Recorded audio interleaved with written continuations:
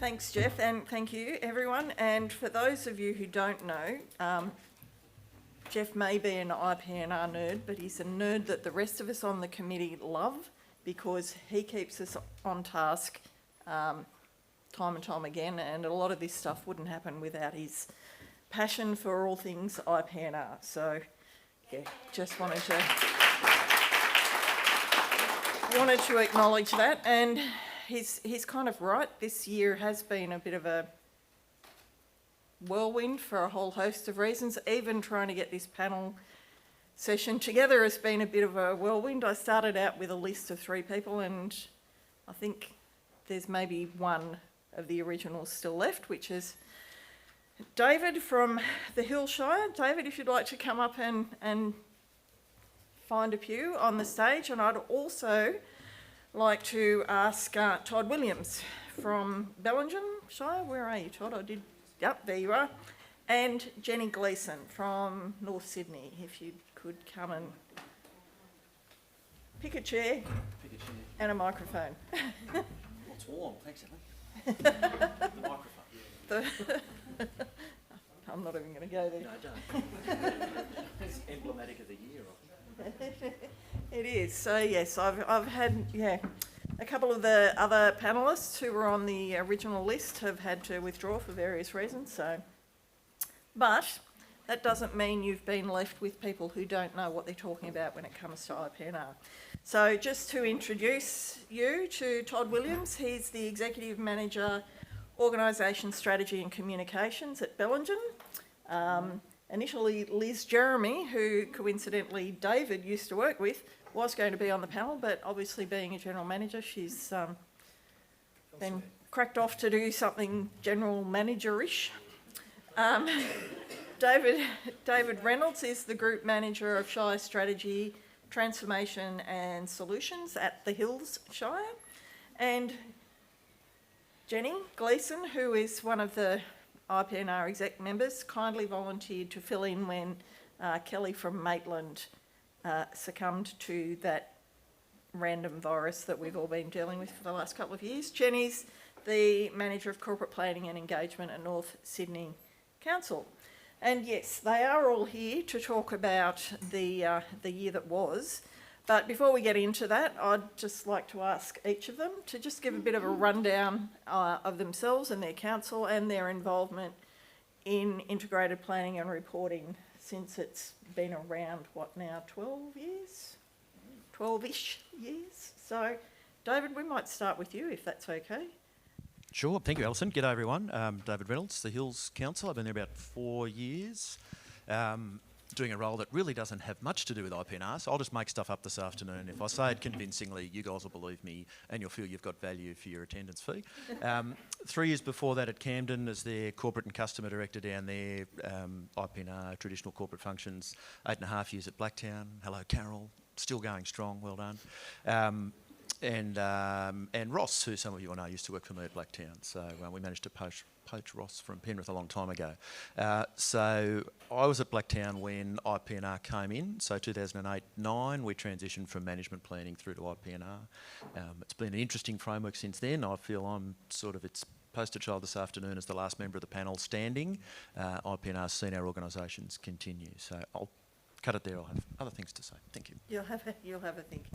All right, and I might just throw to you, Todd. We had a chat Friday of last week, talking about the integrated planning and reporting, obviously. And you were speaking around the level of engagement that you had from your communities, which I found really interesting. But if you could just give us an overview of how IPNR's worked for you guys this last little while. Yeah, sure. So thank you, Alison. Todd Williams. I've been with Bellingen-shire for about 3 years now. I moved up from Sydney before that. Did a little stint with Holroyd Council back way when, doing community development work, and did some work on an engagement framework, which, don't quote me, but I believe was involved in the first kind of iteration of the IPNR framework. Then I kind of went into the private world and sort of got into fashion distribution and cafes and festivals, and and did some work with Liverpool Council, Canterbury Bankstown Council on their IPR framework along the way. So here I am again, overseeing corporate planning, comms, and people and culture. And so kind of really had that close engagement process and function on what we did with this last year's sort of round of reviewing. I'll refer to it as the vision. We call it our community vision. It's the strategic plan. And yeah, sort of saw some really great stats on that. I think it was about 900 of 13,000 people sort of got involved and participated, which was great considering floods and plagues and zombies and so forth. So, yeah. There you go. So, Ali, the zombie apocalypse was... Oh, it was Karen. Yeah, it was Karen. It spiked my ears quickly. Yes, it was up north, Karen, the zombie apocalypse, so you missed it. And as I said, Jenny Gleeson is part of the IPR Executive Network, and she's got fairly extensive experience in the IPR play space. Some of her stories are sort of positive, but perhaps not all of them. So, Jenny, if you could just give us an overview of some of the issues or areas for growth that we like to call them when it comes to IPR. All right, so just a bit of background. This was the 4th time that I've been involved in preparing our suite of IPR plans. I transitioned from community development at Campbelltown City Council through to North Sydney. I was starting in an engagement role, but very quickly there was nobody to do IPR, so they transferred me, and I've sort of covered both bases since. During that time, we've gone from being the council in metropolitan Sydney with the lowest rates to still being one of those, because over the iterations of the 4 IPR suites of plans, we've gone for 3 special rate variations, which has helped us increase our rates revenue, which is not necessarily our primary source of income. And that's helped us to be able to address our infrastructure backlog. So, in terms of, I guess, the comments that conversation I had with Alison before we started was, just you've come through as the coalface IPR person, and you reflect on the process that you've had. There's some ups and downs. There's some things you wish you could do better next time. So I guess it's taking those learnings and putting the plans in place to be able to make those strides for the next iteration. Particularly that this was a short term, and for us at our council we had 50% new councillors, a change in mayor. We went from a popularly elected mayor to a mayor elected by the councillors. We lost our general manager during the preparation of the IPR plans. So for us, it was working through a lot of those sort of background operational things to make sure that the final plan that we were able to prepare was something that we were really happy with. It was a review, not a refresh, given that it's a shortened term for council. But ultimately, the new elected council is very happy with the plan. They can see that they've created some sense of ownership on it. It's different from the previous term, but it retains the integrity of the previous plan, because there's still lots of work to do on the foundations that we've set before. Okay, and that conflict, and I'm sure that quite a few in the room had that challenge when you were looking at your suite of documents leading into the election and then post-election. Can I just get an indication how many actually did a whole new suite of documents? Okay, quite a few. The level of engagement in that process, the level of feeding back to the community, the reporting on what it is that council has achieved. David, you and I had a discussion about being the driver or passenger of the IPR process and how that actually feeds into your reporting back to the community and to the council through your monthly CapEx reviews and your monthly budget reviews. So could you elaborate on that a bit more as to how you have found that terrible, onerous? No. Look, I think Thank you, Alison. I think it's an interesting point. 'Cause I mean, the strength of IPNR is it should enable an organisation to respond to what's in front of it. So I think if you think about how organisations work, and I'll try not to mix too many metaphors before I get to the answer to the question, you're always scanning the horizon to make sure you're ready to meet your long-term challenges. But if you continually look at the horizon, you'll trip over the log in front of you. So the strength of the IPNR documents in the last year or two for us, and in fairness, the reporting framework's been in for a while around that, is that we've been able to have enough confidence that the long term will still be there and will still be well managed and look after itself. But because of that confidence, we've been able to focus on the short term. And working at a council where we've had 4 floods in the last 2 years, we've had global pandemics, like everyone else, we've come out of bushfires, we've got infrastructure that's unfunded, we've got all sorts of challenges like everyone else. It's been important that that long term is cared for and curated, but the short term needs are met. So for us, to give you a bit of an example, we would adopt a capital works program. It's not massive, it'd be 40 odd million a year. By the time we get to the end of the year, that's probably doubled, if not doubled and a half. I think in the last 3 years, we've been successful in getting other rounds of infrastructure funding or grant support from government in the tune of about 150 million. Now that's probably not helpful to some here, thinking, oh gee, why didn't we get some of that? But the growth in population, the growth of metro stations, the growth of release areas has been an interesting challenge for us. So in terms of how we reconcile that back to IPNR in the short term, we will have, and this is coming back to the example we talked about, Alison, every month we'll have a capital works meeting. And the capital works responsibilities sit across a couple of groups in our organisation. I look after the strategic side, so land use planning, contributions income, property, strategic asset management, and that's where my most direct plug into IPNR is. But every month we'll have a formal capital works review. We'll go through and we will adjust our budget each month, and that'll then come into a monthly budget review report to council. So if you're looking at a structural way of making IPNR as responsive as possible and using the framework to your advantage, regular reporting, so not just waiting for a quarterly review, not just waiting for a half year or full year review, really paying attention and tweaking and fine tuning as you go is pretty handy.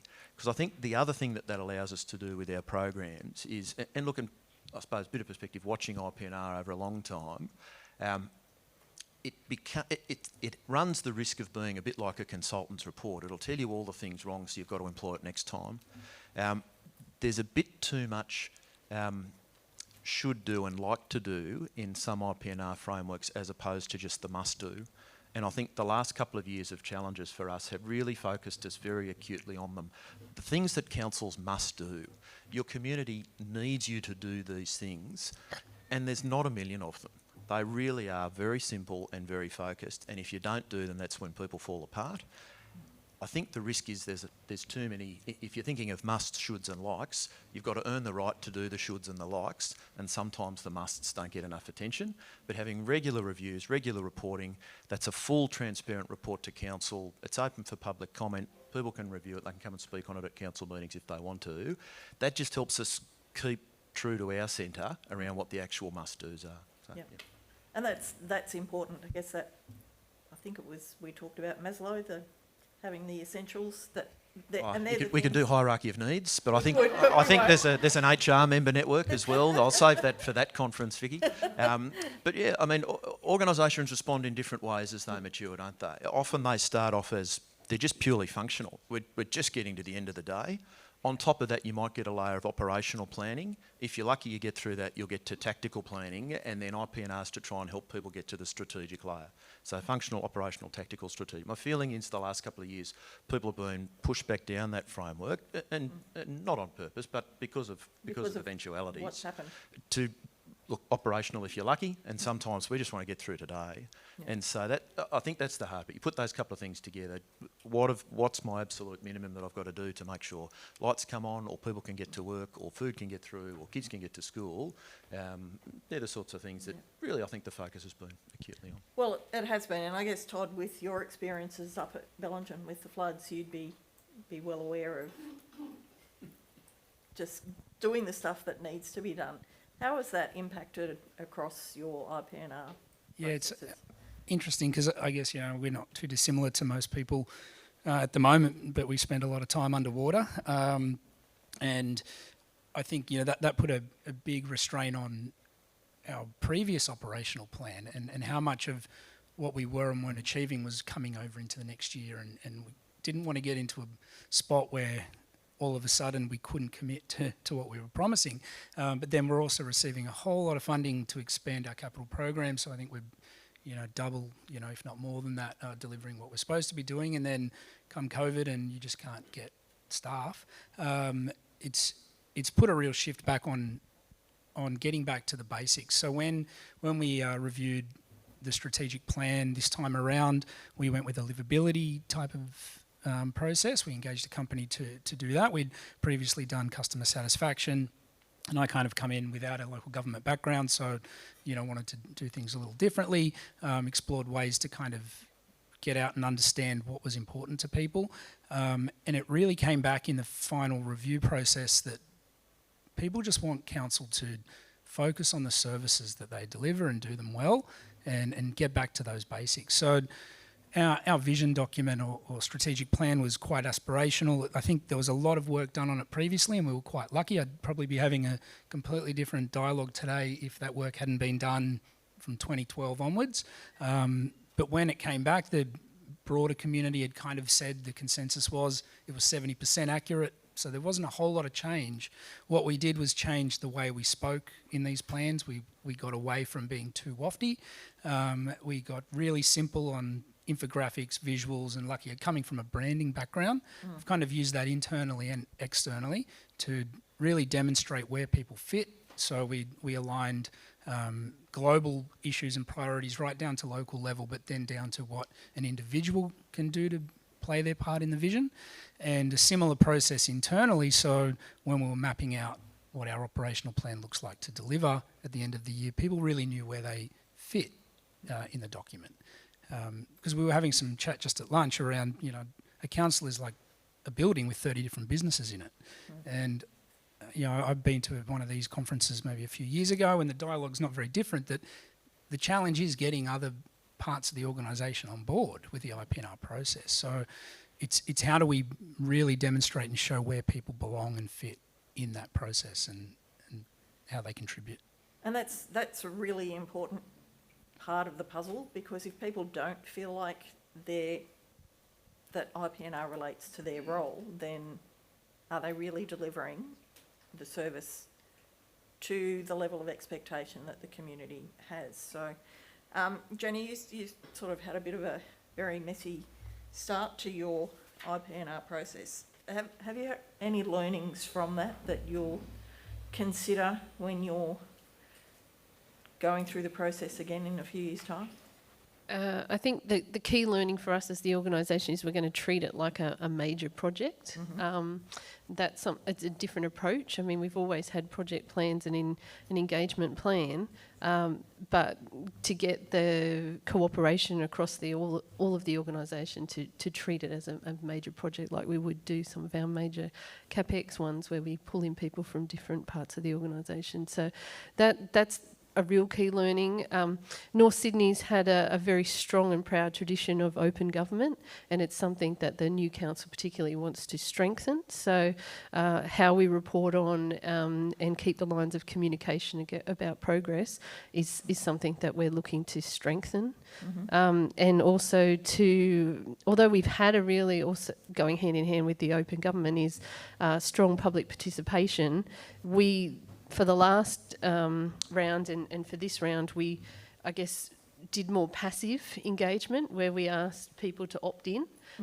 So we're hoping for the next one, and the plan already sort of shaping is to get more out there with the community and back to what we've done a couple of rounds before, where we're really making sure we hear from all the different sectors of the community so that they're equally represented, so that they have greater ownership. So it's not just a council plan, it's a plan that we can work with other agencies and community groups to deliver more. And we think that the combination of all of that will also help achieve what you're talking about in terms of staff seeing how they fit within the plan. So I think it's an ongoing challenge, particularly if staff change. And for North Sydney, we don't have a lot of staff that live in our local government area. We often come in, you know, out of we're 10 square kilometres, and it's a high price to pay to live and own in the area. So we do get ebbs and flows with staff as well.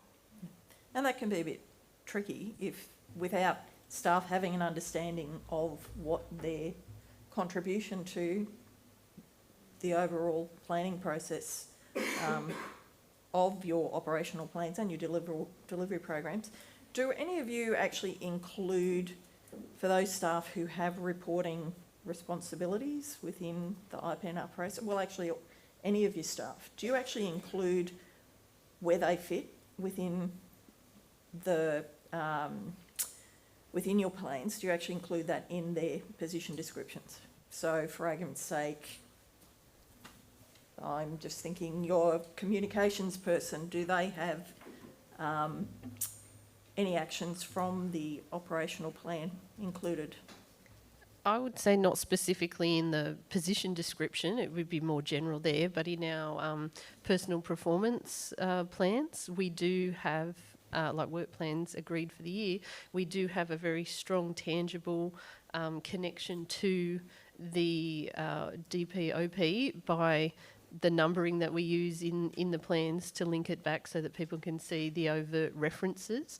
So if they might have sort of 4 core areas, we want them to make sure that they're reflecting on the multiple parts of the DPOP that they're linking to. But I think it's fair to say, and this would probably be in other organisations, it's a little bit hit and miss in terms of whether it's equitably applied across the organisation. It might be more applied in some areas that are a bit more diligent in doing that than others. So that's probably an area for opportunity for us. Yeah, David? Yeah, and look, and probably for us, I think I'd second those comments. I think our PDs or role descriptions are probably more generic around skill and competency because they align more back to the skill that I need to make the widget, but where we'll actually measure and monitor is more directly on the annual KPIs. So we'll have deliberate discussions during the year about deliverables, and we'll set those in consultation with the staff. And that's probably where you see more translation of corporate action down to actual effort on the ground. It looks slightly different in different places. And often, I mean, any organisation is going to have a range of strategic documents. So it's not all going to correspond to CSPs, DPs or OPs. It may be economic growth strategies. It may be land use things. It might be community, actions out of, well, they used to be called statement of environment reports. There might be actions out of a range of other strategic documents that you'll align against. But that will be more deliberately what we measure. Yep. We won't use the document that governs the skill or the competency to put them in because they could arguably last quite a long period of time and go over multiple planning cycles. So it'd be a bit of a pain to change those. But yeah, year in, year out, we'll have the discussion about how you're going against those. Yeah. Fair enough. David, I think I have a recollection that we actually spoke about partnerships, and just picking up on, I think it was Karen, but I could be wrong, it could have been Ali, talking about state agencies and their involvement in the IPR process. Actually, it came from a question. I can't remember who it was that asked the question. Anyway, do any of you actually have an agreement or have established MOUs with state agencies around elements of your strategic planning documents? Or are they just referred to under that other plan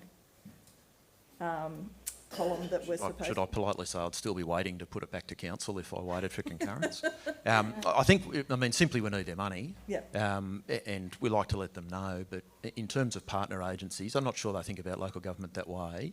And I think we do a lot of work in other realms with Transport for New South Wales or DPE. In fairness, less so our colleagues at OLG, because there's not that many of them. And in terms of actually influencing outcomes, we're probably more aligned against the larger government departments because that's where we're at as a council. Infrastructure delivery, new communities rolling out. So look, there would be engagement, but there's not a deliberate writing them in and giving them responsibility. But certainly they're on the pointier end of the advocacy actions. Because obviously, you write into plans not everything you can deliver. Some things are just about what you can advocate for and the story you're going to keep telling about your city or shire or place. And so sometimes you're quite deliberate around where that advocacy is going to end up. Look, it would be great to think of a number of different realms of government as partners. I think we're more targets sometimes. Okay, we're not talking about the RFS now. I was talking about.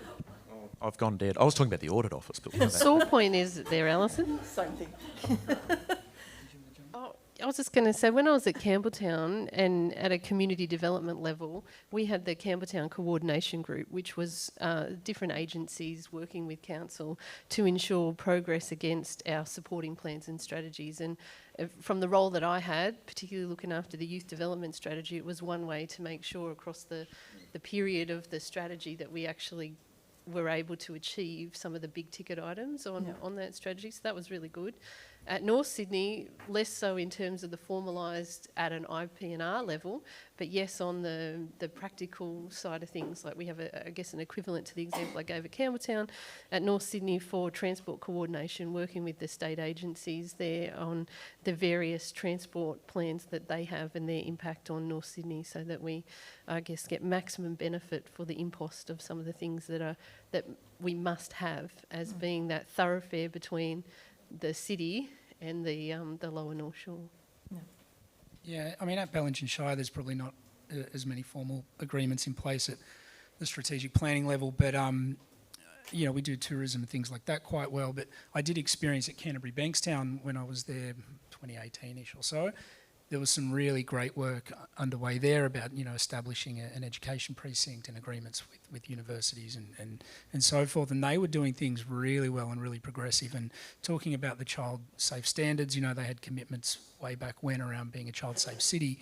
And it was a really dynamic space to work in back then, to see, you know, how those things could come to be. And I mean, they're a big organisation, a lot of staff, but there was a real commitment at that top level about how we really bring, you know, other agencies in at that sort of strategic plan level for commitment to invest in the community in the Shire. David's got something more. I just thought of one other thing as we were going, prompted by some very good comments. Probably the one exception that I should acknowledge, and I've spent quite a bit of time with Ali working on this, is the Western Sydney City Deal.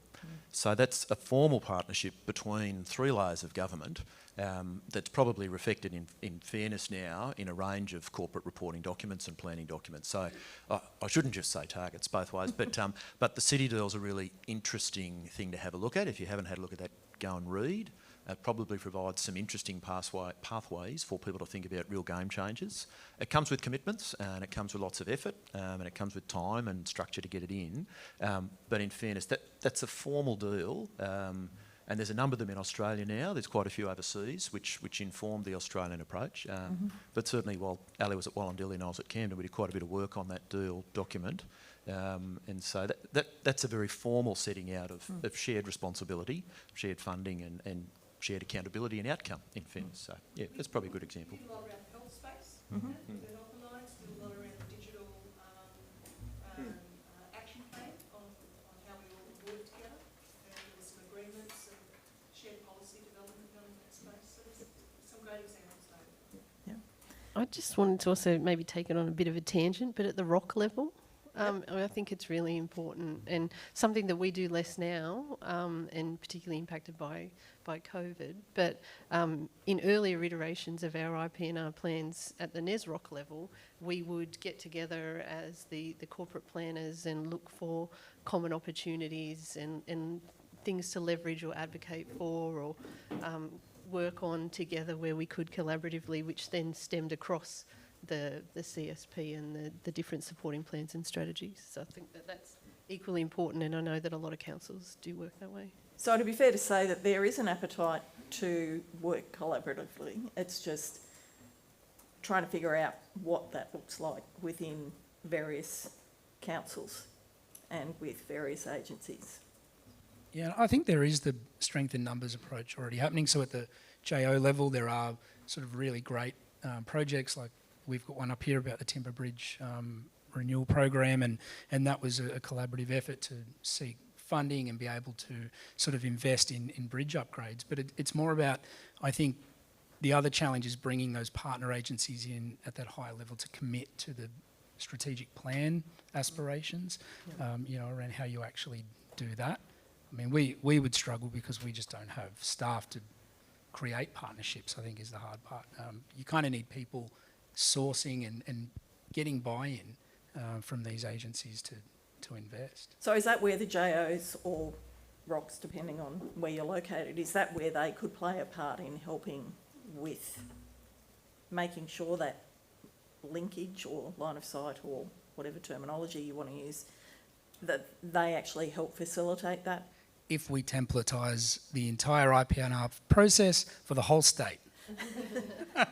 Is there a possibility of doing that? Oh, I'm just looking.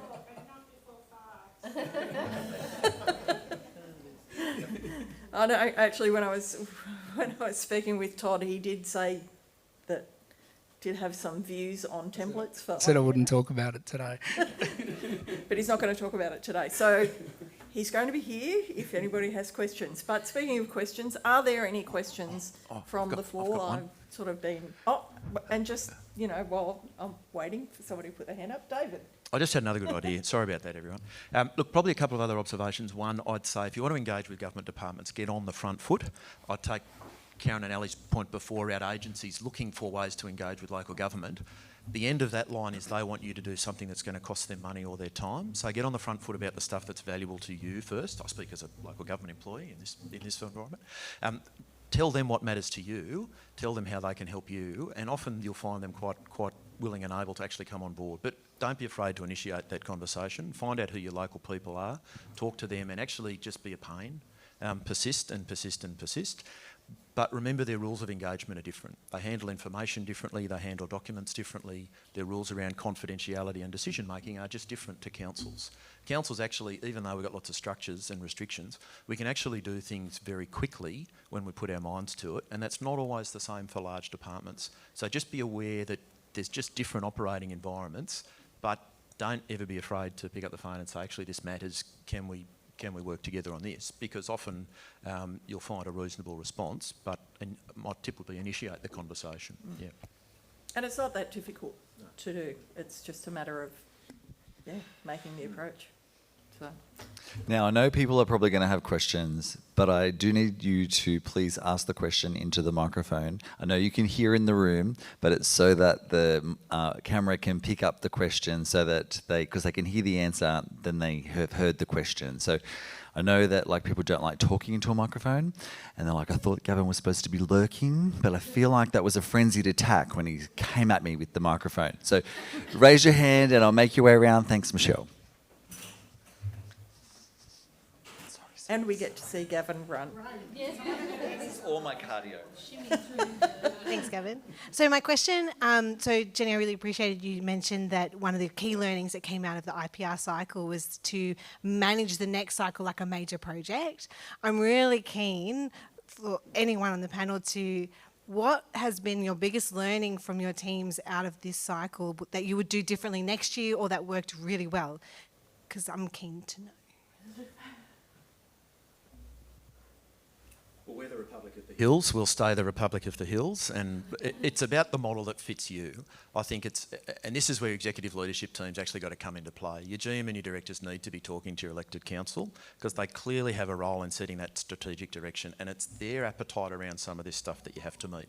No matter the aspiration of talking to everyone who's got a letterbox in the community, your council's going to have a really firm view about how to do that, and I think that's a good place to start. And it's great if you can get the support and the authority to go and have those deeper conversations. And part of the challenge, I suppose, as practitioners is to show the value of those conversations in your setup discussions with your council to enable your project to cover as many bases as it needs to. But I think it has to be bespoke to each organisation. And templates can work in terms of document preparation and the actual outcome, but I think it's got to be right-sized, if I could put it that way. And having worked at 3 different councils, they've all had really different ideas about how that should be done. Some of the councillors feel very strongly, well, I'm elected to be the voice of the people, and so please come and talk to me. And you know that's it. If people wanted to say something different, they can vote for someone else. Others have been happy to say, no, I want you down at the street corner. I want you in shopping centres. I want absolute engagement, and some are in the middle. But it's an individual appetite for each. But I think that can be informed well as practitioners in the setup. It's good information, it's good preparation, it's showing risk and reward, and if we do this, we can get this, and if you don't do this, you might miss out on this, but it's over to you. Yeah. For us, it would be the level of input that the new council wanted to have was a good takeaway, good win, good achievement.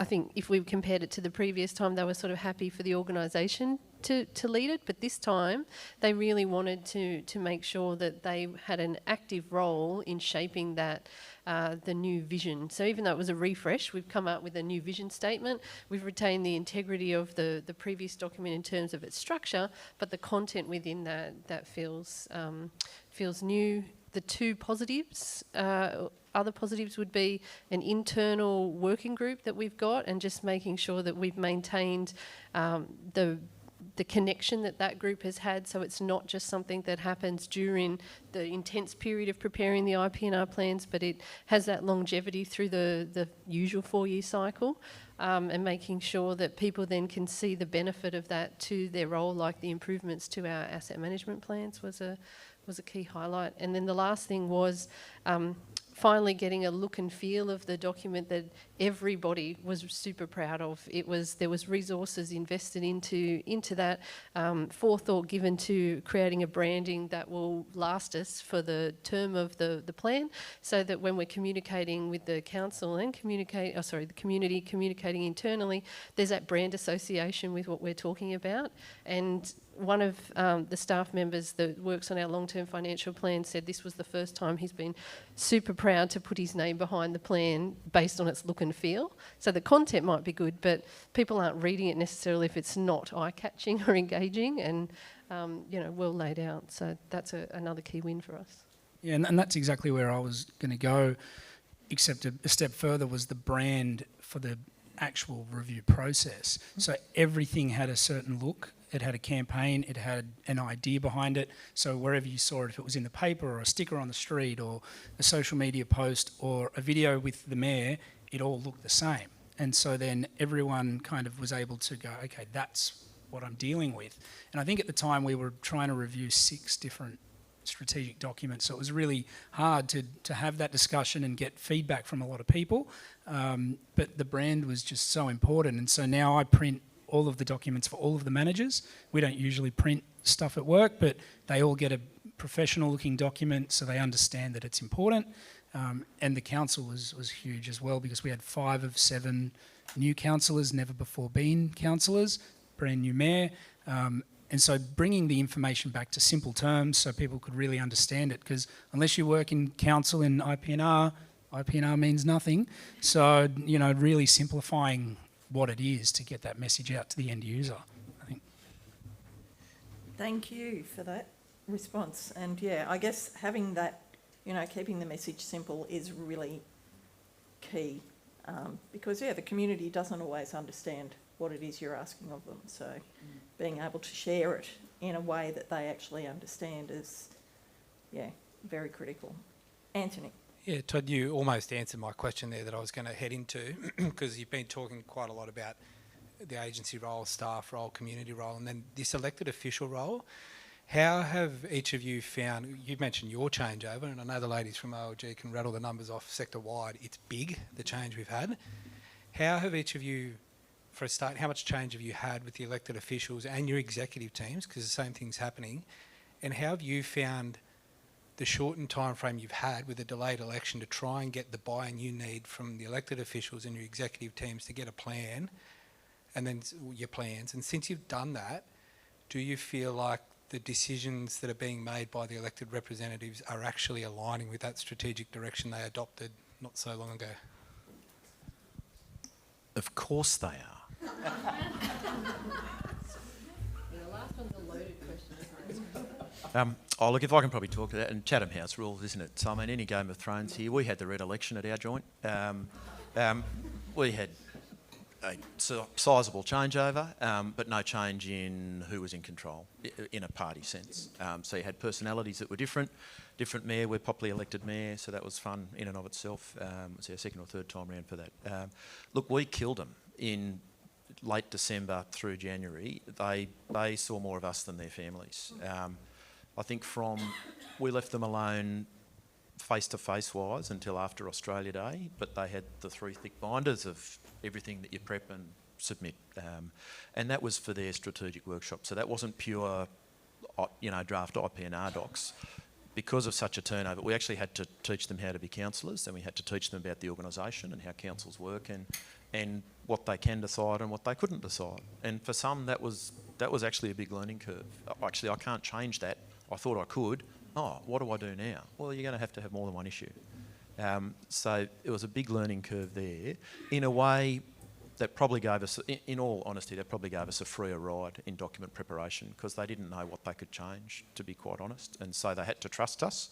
Now, we would say that we've delivered quite carefully on that trust, and we've been really careful to use that wisely, as opposed to just run off and do the things that the team thinks the organisation should do, but don't necessarily have elected support. So we're quite deliberate. We've always given them lots of information. We've helped them unpack it, but it is up to them to, they signed up to the job, so they took it, they took the challenge to get through that level of material. But that's one of the other reasons why we recalibrate so frequently with them, to give them a chance to say, okay, well, look, we thought it was this, it's now really this. Are we happy? Yeah, let's keep going, or let's reset a little bit. So yeah, a lot of material very quickly, lots of trust earned and inherited. But yeah, big challenge. For us, I mentioned before, we had a 50% turnover of councillors, so five new councillors. A change in the mayor, changing the way the mayor was elected. So that was different for our community that had long had a popularly elected mayor.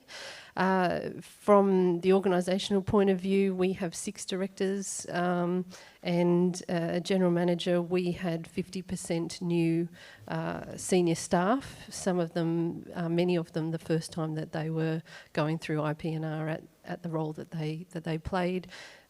Key thing that we brought back was more conversations with the councillors, so reinstating the workshops, not necessarily one big one, but staged during the period to quickly follow on from the induction and briefing. So sometimes it was a collaborative workshop where there was more discussion, and other times it was briefing, giving that background to help you then get to the next decision-making point. So that was really key for us. We had quite a bit of change as well. It's probably about 50% of our entire management executive structure shifted in the last 2 years. So it's a general manager and 2 deputy general managers is the kind of structure there.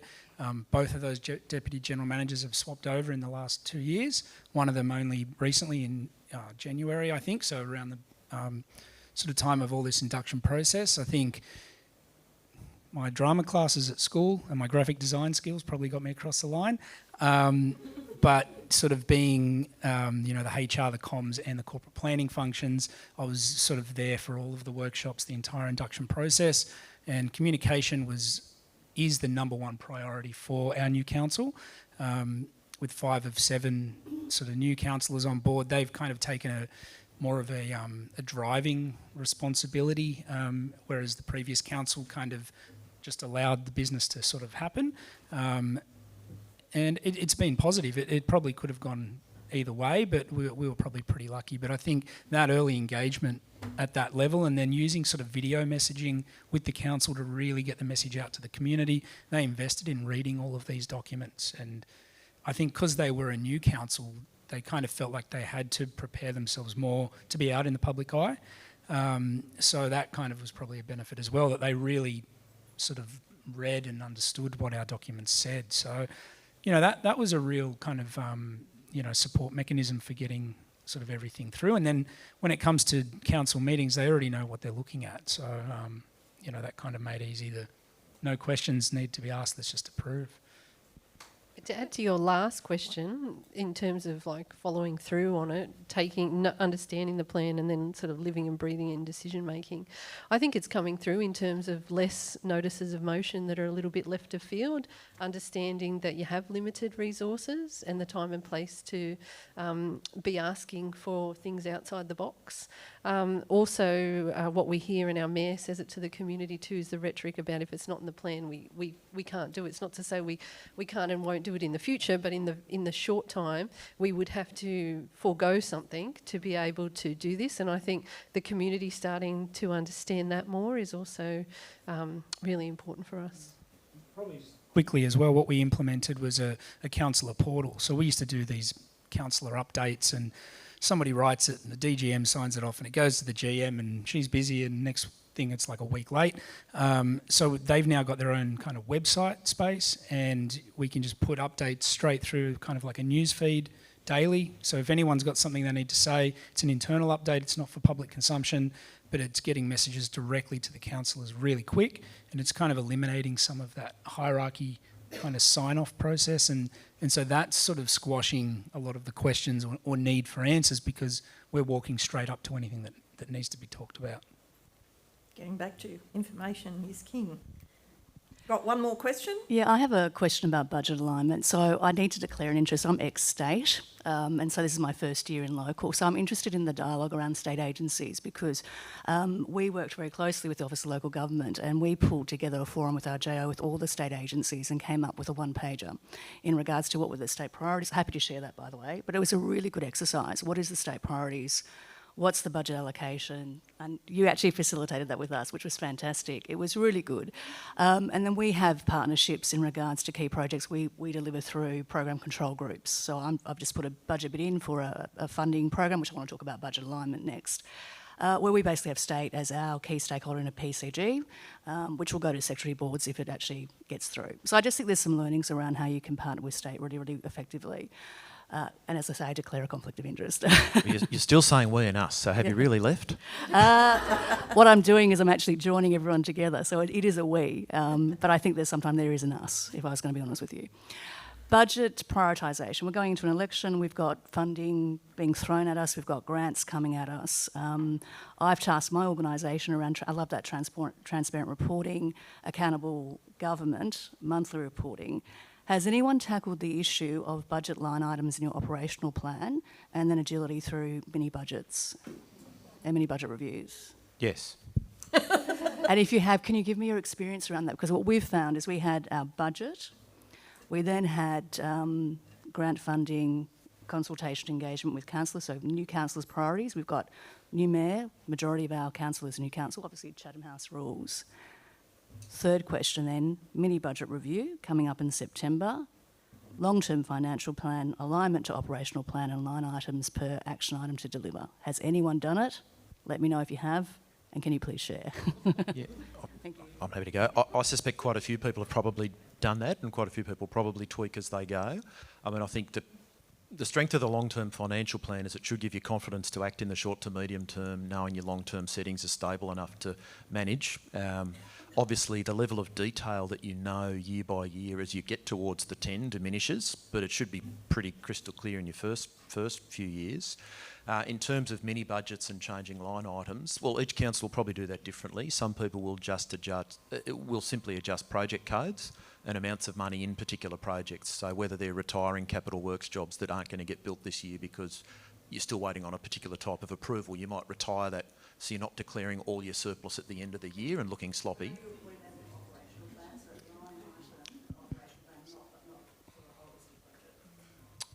Well, in terms of am I updating my corporate IPR document and changing that on the web each time? No, I'm not. But I'm... Because I see that I see everyone does this in buckets, which is a bit unaccountable. So I'm interested if we can make this better. It's hard, I'm not saying we've done it, but I'm just interested if we can that it comes in on operational line items and budget allocation. Yeah, I think you'd find most councils budget in a line item sense, and so the accountability's there. But in terms of updating a published budget, no, because you're going to have to re-exhibit and you're going to have to adopt a whole new suite of documents that it could be informed or informant. It's the quarterly budget Sorry, review process. So Can I- you might do that quarterly, but you're not going to do that one.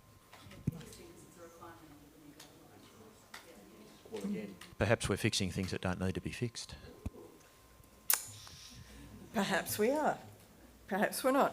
One Sorry, We have I'm intrigued by that because I'm also somewhat not new to local government, but it's also the fact that, and I guess Bellingen's probably a good example, where if you've had a fire or a flood, your CSP immediately becomes irrelevant. So unless you do an update, so we've taken it are going to approach it as a disciplined approach, similar to the budget. So we do budget variations monthly, quarterly, etc.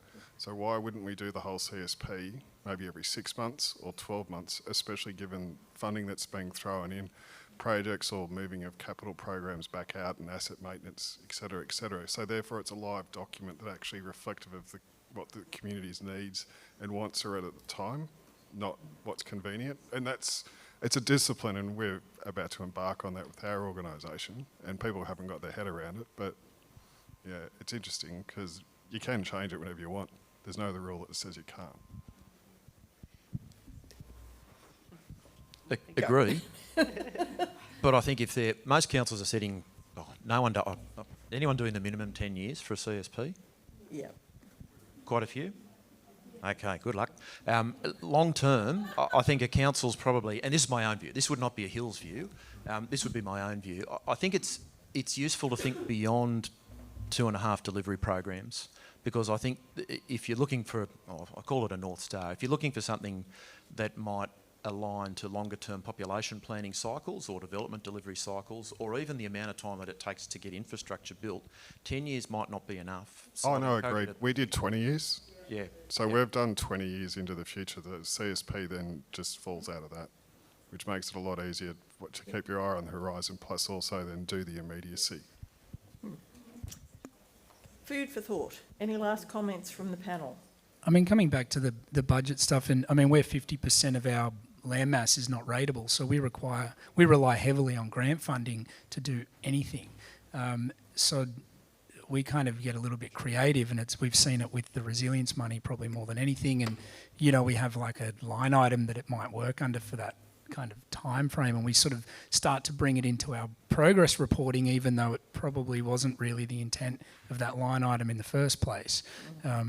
And then it probably really only shifts at the next year's iteration, that then we expand out what that kind of program of work might look like. It's probably more so just for our numbers. We don't have enough staff on hand. And the other challenge for us is that our finances aren't really mapped to our themes, which is a real nightmare. But yeah, so we get a bit creative with how we manage some of that. Isn't that called creative accounting? Yeah. Any last thoughts?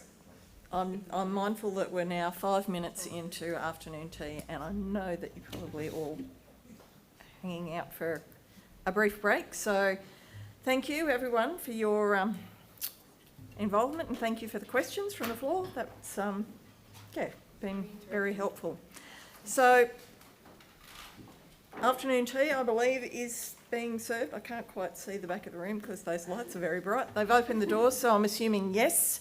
So take this as an opportunity to chat amongst yourselves, and obviously we've got our sponsors here in the room, so it's probably a good idea to go and visit them before they run out of all their collateral, like I think there were Smarties on one table and jelly beans on perhaps another. And we'll be back here at 3 o'clock for our afternoon session on community engagement. So see you back here then.